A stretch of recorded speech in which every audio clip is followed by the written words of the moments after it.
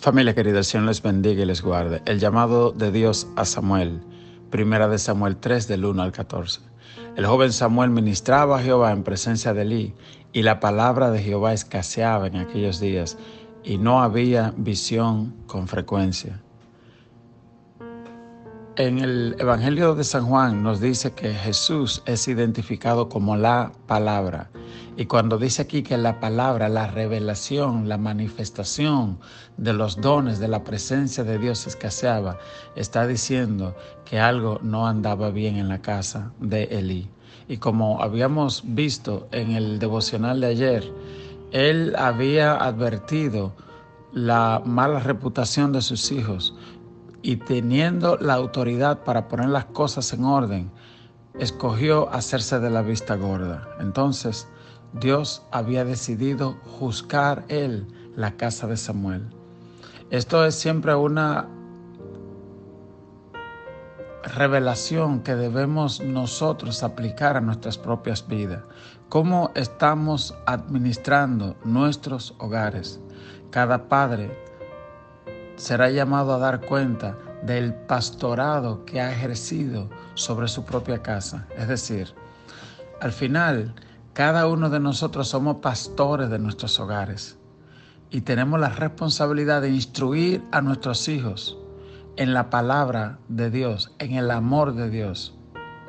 Es cierto que lo llevamos a la iglesia y en la iglesia son ministrados y Dios tiene personas ungidas para orar sobre nuestros hijos, pero la responsabilidad primera es de nosotros. Dice la Biblia: he aquí yo y los hijos que me dio el Señor, de los que me diste ninguno se perdió. ¿Podrás tú decir eso aquel día que te presentes?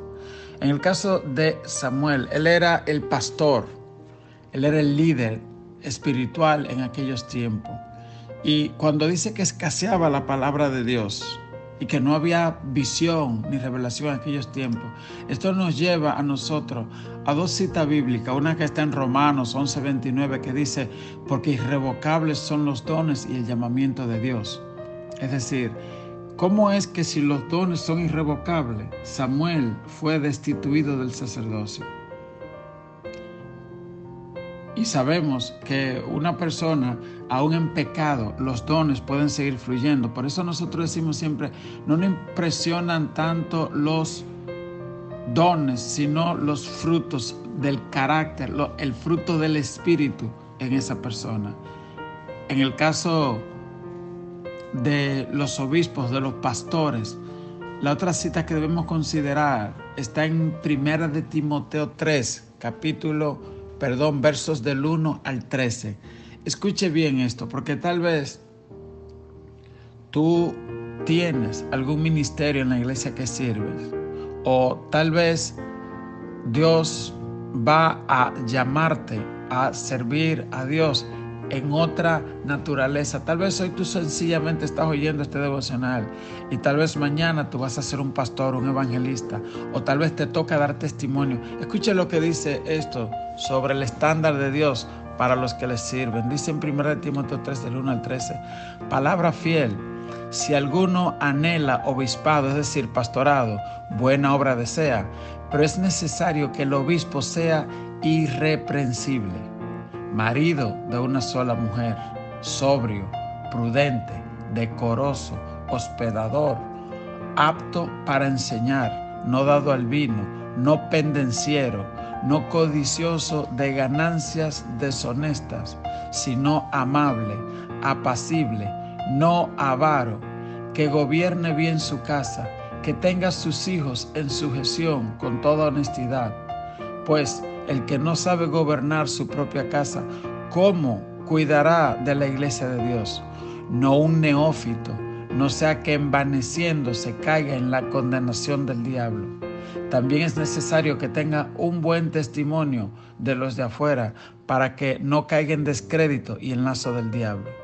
Los diáconos asimismo deben ser honestos, sin doblez, no dado a vino y no codicioso de ganancias deshonestas, que guarden el ministerio de la fe con limpia conciencia, y estos también sean sometidos a prueba primero, y entonces ejercen el diaconado si son irreprensibles. Las mujeres asimismo sean honestas, no calumniadoras, sino sobrias, fieles en todos. Los diáconos sean maridos de una sola mujer y que gobiernen bien sus hijos y sus casas, porque los que ejercen bien el diaconado ganan para sí un grado honroso y mucha confianza en la fe que es en Cristo Jesús. Amén. Estos son los estándares que Pablo le da a Timoteo para los ancianos, para los obispos, que han de ser establecidas en las nuevas iglesias. Y siempre debemos recordar esto: no codicioso de ganancia deshonesta, no avaro, sino amable, apacible, que tenga buen testimonio, que gobierne bien su casa. Y es aquí donde Elí falló.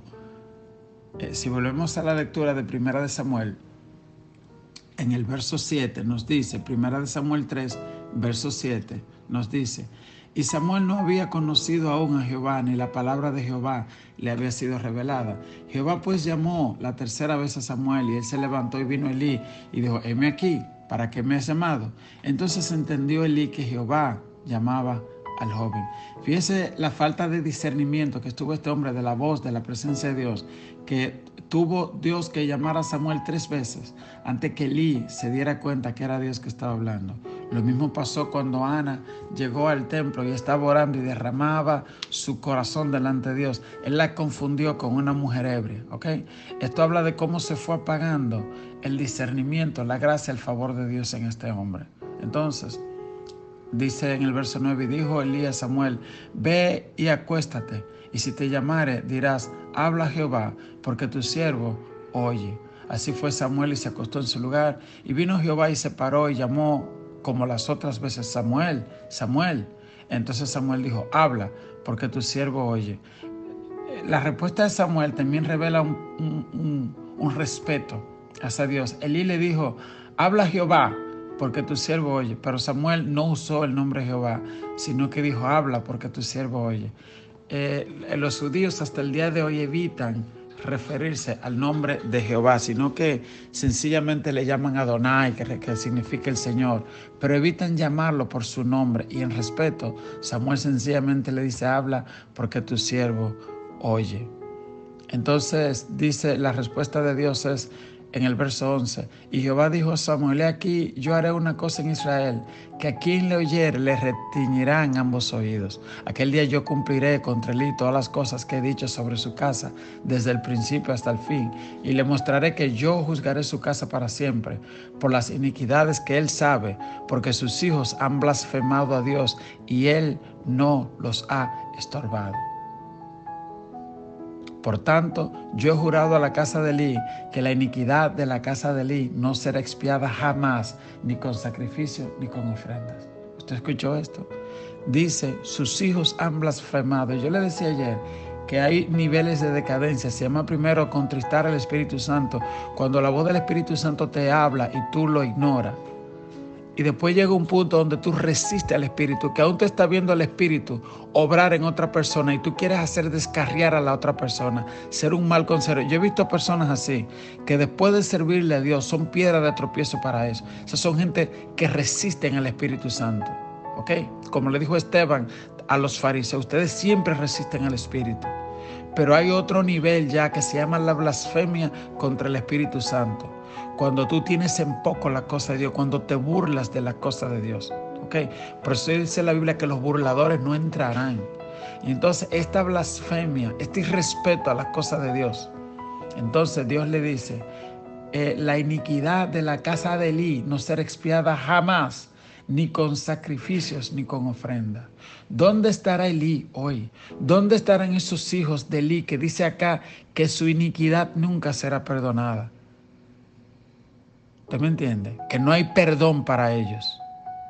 ¿Y cuál fue el gran pecado de Elí? No estorbar, dice acá, no corregir, no instruir a sus hijos. Esa es la gran responsabilidad que tenemos nosotros de lo que sucede dentro de nuestras puertas, en nuestros hogares. Cuando los hijos se casan y hacen su vida por allá y su rumbo, pues bueno, ¿verdad? No podemos tampoco perseguirlo. Pero mientras estén en nuestros hogares, nosotros tenemos que saber que a quien primero nosotros rendimos cuenta y debemos honrar es a Dios y su palabra. En el vehículo también yo digo: mi carro evangélico, y el pasajero más importante es el ángel de Jehová.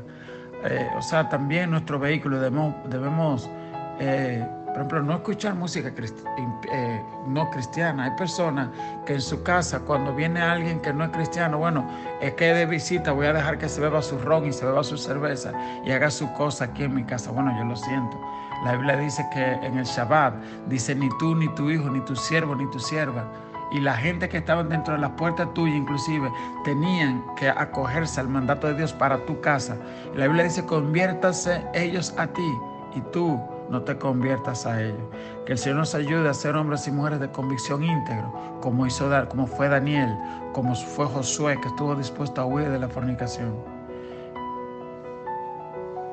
El pecado sexual, la iniquidad, el desprecio a la honra de Dios fue que trajo este gran castigo contra los hijos de Eli, quienes heredaban el sacerdocio. Quiero dejarle de tarea unos capítulos. Están Proverbios capítulo 3 y Proverbios capítulo del 5 al 7, que el pecado de los hijos de Eli habla del menosprecio que tuvieron a Dios y de la iniquidad y de la contaminación en la carne que tuvieron. Y Proverbios capítulo del 5 al 7, yo creo que pocos capítulos son tan claros en la Biblia como esos capítulos, para que nosotros como pueblo de Dios también tengamos cuidado. Amén. Bueno, el pecado de Eli. Esta lectura nos tiene que mover a reflexión, porque a veces nosotros como padres, por disque no hacerle daño a nuestros hijos, O no hacerles sentir mal. o no hacerles sentir mal, callamos, omitimos las cosas, pero al pan hay que llamarle pan y al vino vino. Lo que está mal está mal. Y hoy tú y yo, que somos cristianos, a los hijos no le podemos apoyar, a los hijos ni a nadie, sin vergüenza en nuestras casas. Todo tiene su orden. Y a veces hay padres que los hijos están casados y se aparece el hijo con otra mujer a la casa y lo aceptan y saben que tiene su esposa. No se haga mal en mi casa se respeta. A los hijos hay que molestarlo, pero es con la palabra, hablándole, mira, eso está mal, en mi casa no. Tú no puedes traer un marido aquí a esta casa y vivir con un marido aquí en mi casa porque tú no estás casada, hija. Y poco a poco nosotros tenemos que hablarle la palabra y ser firme. Así que el Señor nos ayuda a ser firme con los mandamientos que Él ha establecido en nuestra vida y en nuestra familia.